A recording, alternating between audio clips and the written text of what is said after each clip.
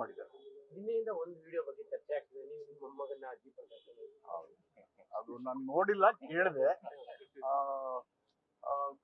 ಸಹಜವಾಗಿ ಮುಖ್ಯಮಂತ್ರಿಗಳು ದಸರಾ ದಿನ ಉದ್ಘಾಟನೆ ಜೊತೆಗೆ ಚಾಮುಂಡಿ ಬೆಟ್ಟಕ್ಕೆ ಚಾಮುಂಡೇಶ್ವರಿಗೆ ಪೂಜೆ ಸಲ್ಲಿಸ್ತಾರೆ.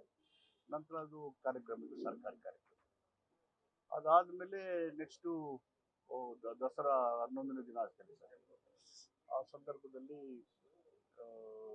ನಂದಿ ಕಂಬಕ್ಕೆ ಪೂಜೆ ಮಾಡಾದ್ಮೇಲೆ ಅಲ್ಲಿಂದ ವಾಪಸ್ಸು ನಮ್ಮ ಸ್ಥಳಕ್ಕೆ ಕೂತ್ಕೊತೀವಿ. ಅದರಲ್ಲಿ ಪ್ರೋಟೋಕಾಲು ಇಲ್ಲ, ಸಲ್ಯೂಟ್ ರಿಸೀವ್ ಮಾಡೋದಿಲ್ಲ. ಯಾವ ಕಾರ್ಯ ಯಾರು ಹೆಂಗ್ ಬೇಕಾದ್ರೂ ಹೋಗ್ಬೋದು. ಸುಮ್ಮನೆ ಹೋಗೋ ಬದಲು ಜನ ಅಷ್ಟೊಂದು ಅಸಂಖ್ಯಾತ ಜನ ಸೇರಿದ್ದಾರೆ.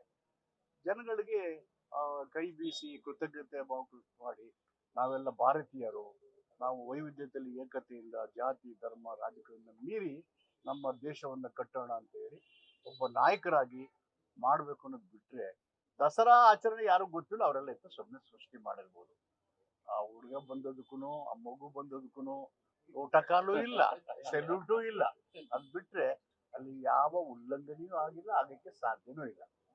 Thank you.